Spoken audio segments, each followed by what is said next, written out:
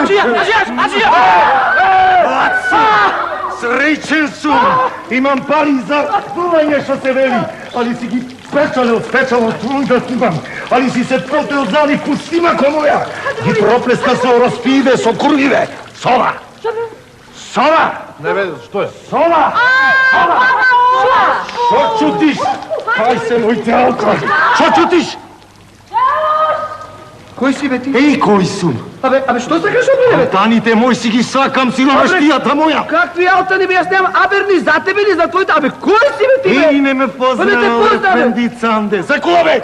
Море, Секула, кај си? Еве, слугаче, шо има? Абе, не ме познава, Ефенди Цанде. Кој е, бе? Сега ќе те закола. Полека, бе. Како ќе ме заколиш, бе, така, бе? Полека, се кој е живчек? Чекај да прашам луѓето. Луѓе, бе, дали знаете кој? Дај пиштол, бе, ти пиштол, помата. Полека, чекај, дај помата, бе. Ој, кој ме помата, бе? Чекај, кој е, ој, знаеш ти? Кажи ти, кажи да љутиш, виделе. Абе, јас сум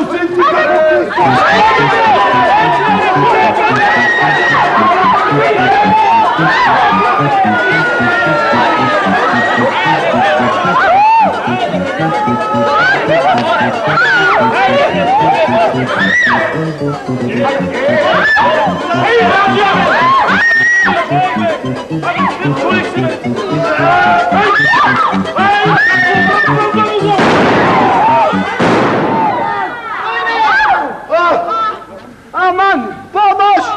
Ne oluyor burada be? Pomoć! Çık oradan! Ne o?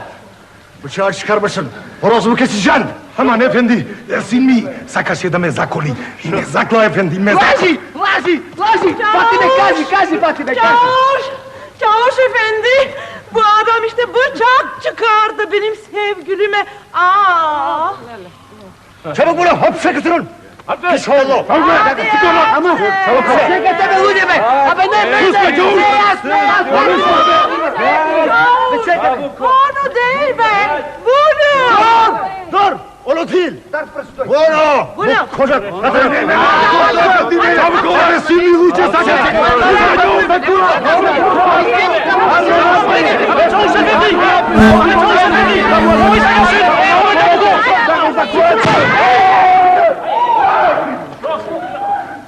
Sizler!